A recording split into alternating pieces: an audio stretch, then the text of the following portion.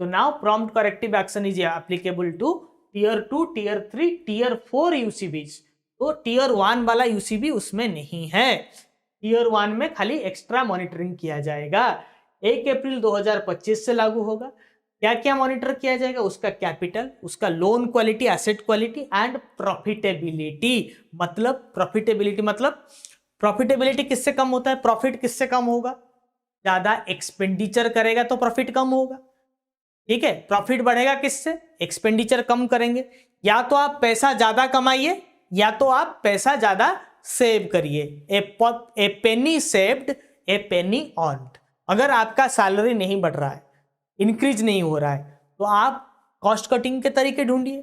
ठीक है, या तो इनकम बढ़ जाए या तो सेविंग का लेवल बढ़ जाए, परसेंटेज ऑफ सेविंग बढ़ जाए। सेम चीज है। कोई 1 लाख सैलरी पाता है और 40,000 सेव कर लेता है। कोई 60,000 सैलरी पाता है, 50,000 सेव कर लेता है, 10,000 में गुजारा कर लेता है।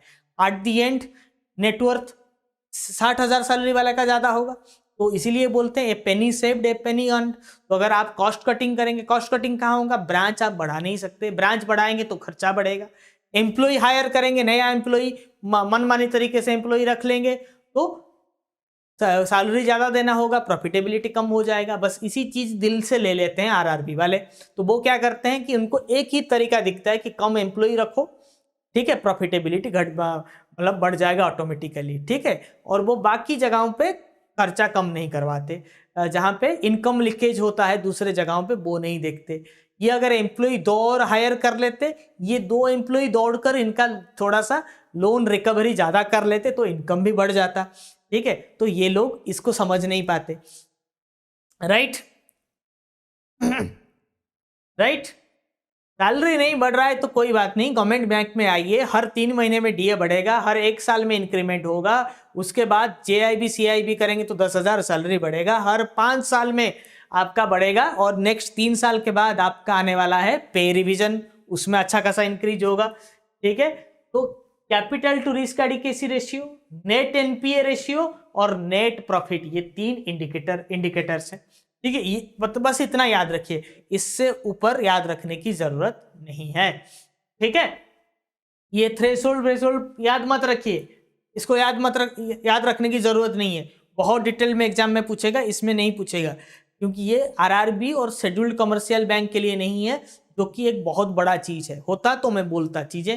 देखिए, पढ़ने के लिए तो पूरा दुनिया पढ़ा है आपके पास।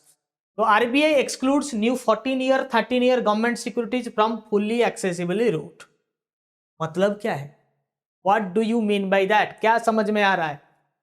14-year 13-year गवर्नमेंट सिक्योरिटीज मतलब डेटेड सिक्योरिटीज, यानी कि बॉन्ड्स, जो लॉन्ग टर्म बॉन्ड होता है हम उसे क्या बोलते हैं? Dated securities. Long term bond is called dated securities. तो इन 14-year 13-year government securities are now excluded from fully accessible route. मतलब डायरेक्टली एक्सेसिबल है नहीं हो सकता। एक है अप्रूवल रूट, एक है fully accessible route. Fully accessible route में जो एफडीआई आता है, फॉरेन इन्वेस्टमेंट आता है, विदाउट किसी का अप्रूवल वो डायरेक्ट इन्वेस्ट कर सकते। तो अभी विदाउट अप्रूवल इन्वेस्ट नहीं कर सकते foreigners in Indian 14-year 13-year bonds. समझ में आई बात? आरबीआई ने 14 वर्षीय और 30 वर्षीय सरकारी सिक्योरिटीज को पूरी तरह से सुलभ मार्ग से बाहर कर लिया। ये फुल्ली एक्सेसिबल रूट जो है, ये एफडीआई फॉरेन इन्वेस्ट के लिए होता है। देखिए, FDI move aims to streamline the investment framework and provide clear regulation for FPIs. ये एक्सक्लूड हो चुका है मेरे दोस्तों। ठीक है, RBI issues comprehensive master circular on wilful and large defaulter. इसके ऊपर बार बार सर्कुलर आ रहा है, हर 3 महीने में एक बार आ रहा है और बहुत इंपॉर्टेंट है। ठीक है, ये बहुत इंपॉर्टेंट है। ये मास्टर सर्कुलर इशू हुआ है। इससे पहले मैंने बहुत जो विलफुल डिफॉल्टर रिलेटेड आरबीआई के रेगुलेशंस हैं उसको मैंने बताया है, बहुत इंपॉर्टेंट है। ए borrower or a guarantor who has committed willful default and the outstanding amount is 25 lakh and above. If the willful defaulter is a company, it includes its promoters and directors. For the entities, it includes persons responsible for the management of the entity. और a large defaulter कौन है? The one outstanding amount of rupees 1 crore and above. तो willful कौन है, large defaulter कौन है, पता चल गया. If you are preparing for any kind of public sector bank promotion exam, be it scale 1 to scale 6, we have a dedicated course for you. For State Bank of India to Reserve Bank of India, from IDBI Bank to Punjab and Sind Bank, from BOB to PNB, our comprehensive bank promotion exam course covers all aspects of bank promotions. Inside the course where we have general banking, professional banking, RBI circulars, economy, credit, risk, forex, and nowadays they are asking additional content like Companies Act, other acts, etc. So that is also covered inside our course here, and this is prepared as per the new syllabus of bank promotion exam, where they ask few questions from marketing, HR as well. Based on your exam pattern, based on previous year pattern, the courseware is designed. For higher grades, deeper study materials are also provided up to scale 6 level. Also, we have RBI circular gist and monthly banking to aid you in your preparation.